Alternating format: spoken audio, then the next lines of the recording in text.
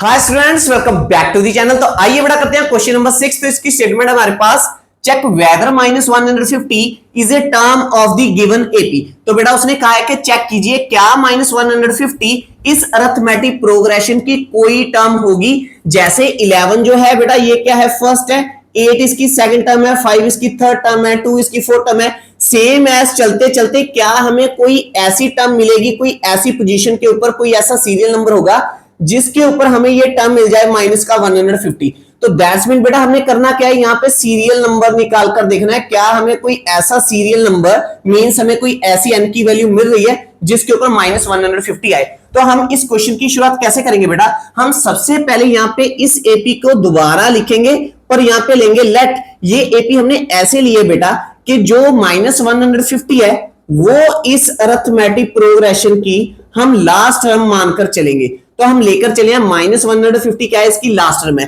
तो अगर ये लास्ट टर्म है बेटा, हमें मालूम है जो 11 है ये फर्स्ट है, ये सेकंड है, ये थर्ड है, ये फोर्थ है। अगर ये लास्ट है तो लास्ट का सीरियल नंबर हमें मालूम नहीं है, तो हम मानकर चलेंगे ये क्या है, nth टर्म है। तो nth टर्म का फॉर्मूला क्या होता है, a plus n-1 into D. अब जब हमने कंपेयर किया इसको बेटा तो हमें मिली है फर्स्ट टर्म, तो हमें मिल गया 11 जो हमें यहां से मिल गया है। एक हमें बेटा मिली है लास्ट टर्म, वो हमारे पास क्या है बेटा, nth term is equal to a plus n-1 into D. ये किसके इक्वल है बेटा, -150 के। अब यहां से मैंने निकालना क्या है, सीरियल नंबर n की वैल्यू। तो यहां पे मुझे a और d दोनों की वैल्यूज पुट करनी पड़ेंगी। a की वैल्यू तो मुझे मिल गया, डिफरेंस की वैल्यू हम निकाल लेंगे। तो पहली 2 कंसेक्यूटिव टर्म लेंगे और सेकंड टर्म में से फर्स्ट टर्म को माइनस कर देंगे।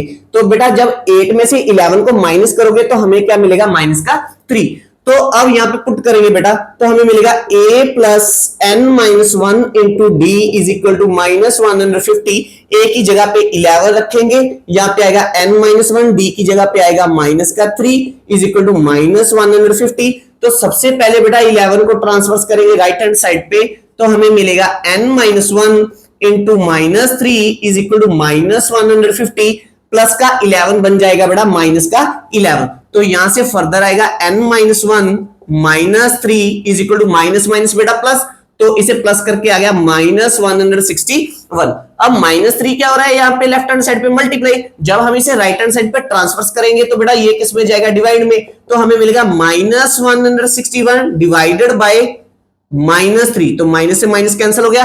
अब 161 को हम डिवाइड करके देखेंगे बेटा 3 से हमें क्या मिल रहा है। तो जब मैंने 3 से डिवाइड किया 5 3 15, यहाँ पे आ गया 1, ऊपर से कैरी हो गया 1, तो 3 3 9, 2 आ गया, पॉइंट लग गया बेटा, यहाँ पे आ गया 0, 6 3 18, फिर क्या आ गया बेटा 2, यहाँ पे आ गया 6। तो हमें क्या मिल रहा है बेटा 53.666। तो n-1 हमारे पास आया बेटा 53.666, ये चलता जा रहा है। तो बेटा जब n की वैल्यू हमने फाइंड आउट की तो -1 को ट्रांसफर किया तो हमें मिलेगा 53.66 प्लस 1, तो n हमारे पास आ गया बेटा 54.66। तो बेटा जो सीरियल नंबर होता है, अब n हमारा क्या सीरियल नंबर क्या होता है, पॉजिटिव इंटीजर, या हम कह रहे हैं नेचुरल नंबर। तो यहां से मुझे n की जो वैल्यू है बेटा ये नेचुरल नंबर तो मिल ही नहीं है, तो हम लिखेंगे n is not a natural number जो हमने निकाला है बेटा। देयरफॉर जो हमने अज्यूम किया था ये क्या था, last term. Therefore our assumption was wrong कि ये इसकी लास्ट टर्म है।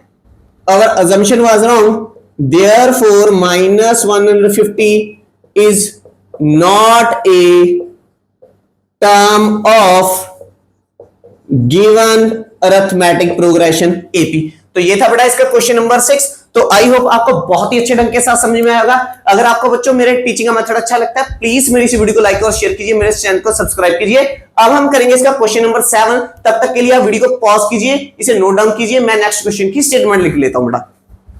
आइए बेटा करते हैं क्वेश्चन नंबर 7। तो इसकी स्टेटमेंट है हमारे पास, find the 31st term of an AP whose 11th term is 38 and the 60th term is 73। तो बेटा उसने कहा है कि एक अरिथमेटिक प्रोग्रेशन है जिसकी 11th टर्म हमें मालूम है वो है बेटा 38 और हमें उसकी 60th टर्म भी मालूम है बेटा वो है 73। अगर हमें ये 2 टर्म्स मालूम है बच्चों, हमने निकालनी है 31st term of that AP. तो हमने A31 हमने फाइंड आउट करनी है। तो सबसे पहले इस क्वेश्चन को सॉल्व करने के लिए हम क्या करेंगे बच्चों, इन सभी टर्म्स को जनरल फॉर्म में लिखेंगे। अब 11th टर्म की जनरल फॉर्म कैसे होगी बेटा, अब यहाँ पे देखो सेकंड टर्म की जनरल फॉर्म क्या है, a प्लस डी, तो डिफरेंस के साथ क्या है, जितनी भी टर्म है उससे एक कम है। जहां पे थर्ड टर्म है तो डी के साथ क्या है 2, यहाँ पे फोर्थ टर्म है तो डी के साथ क्या है 3, तो एक कम। तो दैट्स मीन 11th टर्म की जनरल फॉर्म जब हम लिखेंगे यहाँ पे लिखेंगे a प्लस 11 से एक कम क्या होगा 10, उसके साथ लगाएंगे d इज इक्वल टू 38, तो इसे लिखेंगे बेटा ये है क्वेश्चन नंबर 1। अब 16th टर्म की क्या होगी बेटा, a प्लस 16 से एक कम 15, उसके साथ लगाएंगे d इज इक्वल टू 73, ये हो गया बेटा इक्वेशन नंबर 2। तो same for the 31st term, ये होगी बेटा a प्लस 30d। तो बेटा यहाँ पे मुझे a और d की वैल्यू चाहिए, जिससे मैं पुट करूंगा मुझे 31st टर्म मालूम हो जाएगी। तो a और d को निकालने के लिए बेटा हम इक्वेशन नंबर 1 और इक्वेशन नंबर 2 को यूज करेंगे और इस पे एलिमिनेशन मेथड को अप्लाई करके a और d की वैल्यू निकालेंगे। तो अब हम यहाँ पे लिखेंगे बेटा कि from equation number 1 and 2, from 1 and 2, तो बेटा फर्स्ट इक्वेशन है हमारे पास a plus 10d is equal to 38, second equation है a plus 15d is equal to 73। अब बेटा ये दोनों इक्वेशंस के साइन क्या है बेटा, यहाँ पे a के प्लस प्लस और इनका जो कोएफिशिएंट है वो भी सेम है, तो इन्हें एलिमिनेट करने के लिए हमें क्या करना पड़ेगा बेटा, फर्स्ट इक्वेशन में से सेकंड इक्वेशन को माइनस करना पड़ेगा। तब हम यहाँ पे लिखेंगे by subtracting equation number 2 from equation number 1। Clear है बच्चों। अब यहाँ पे हो गया माइनस, यहाँ पे भी हो गया माइनस, यहाँ पे भी हो गया माइनस। अब माइनस माइनस जब हो गया हमारी a से a क्या हो गया बेटा कैंसिल।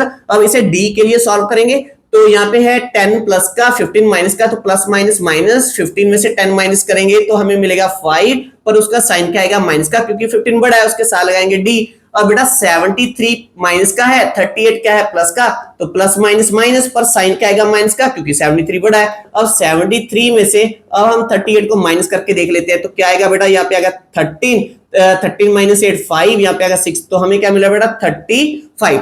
अब यहाँ पे माइनस के साथ माइनस क्या हो गया बच्चों कैंसिल, तो डिफरेंस हमारे पास आया 35 अपॉन 5, 5 1 जार 5, 7 5 जार 35, तो डिफरेंस की वैल्यू आई है हमारे पास बेटा 7। जो यहां से हमने d की वैल्यू निकाली है बेटा, ये इक्वेशन नंबर 1 में पुट करेंगे और a की वैल्यू निकालेंगे, और यहाँ पे लिखेंगे put d is equal to 7 in equation number 1 we get, तो हमें क्या मिलेगा बेटा a plus 10d is equal to 38, तो a प्लस 10 इंटू डी हमारे पास है 7 is equal to 38, a plus 10 7 जार 70 इज इक्वल टू 38, 70 को ट्रांसवर्स करेंगे तो a is equal to 38 minus 70, a is equal to plus minus minus, पर 70 बड़ा है तो साइन किसका आएगा माइनस का।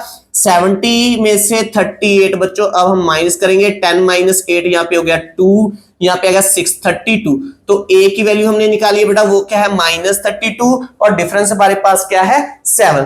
तो दैट्स मीन अब हमने निकालना क्या बेटा a 31st टर्म, वो किसके इक्वल है a प्लस 30 d के, इसमें वैल्यू पुट करेंगे, a की वैल्यू है बच्चों माइनस 32 प्लस 30 इंटू डिफरेंस हमने क्या निकाला है 7, तो इसे सॉल्व करेंगे माइनस 32 तो प्लस 7 3 21, उसके साथ लग जाएगी 0। अब बेटा प्लस माइनस माइनस होगा पर साइन आएगा प्लस का, क्योंकि 210 बड़ा है। अब 210 में से 32 को माइनस करेंगे, यहाँ पे आएगा 8, यहाँ पे है बेटा 0 10, यहाँ पे आएगा 7, यहाँ पे आएगा 1, तो कितना आ गया बच्चों 178। ये आई हमारी 31st टर्म, ये है हमारा फाइनल आंसर। आई होप आपको बेटा क्वेश्चन नंबर 7 जो है बहुत ही अच्छे ढंग के साथ समझ में आया होगा। अगर आपको मेरे टीचिंग का मेथड अच्छा लगता है प्लीज मेरी इस वीडियो को लाइक और शेयर कीजिए, मेरे इस चैनल को सब्सक्राइब कीजिए। मिलेंगे नेक्स्ट वीडियो में जिसमें हम करेंगे बेटा क्वेश्चन नंबर 8 और क्वेश्चन नंबर 9। तब तक के लिए thanks for watching, take care, bye bye dear students.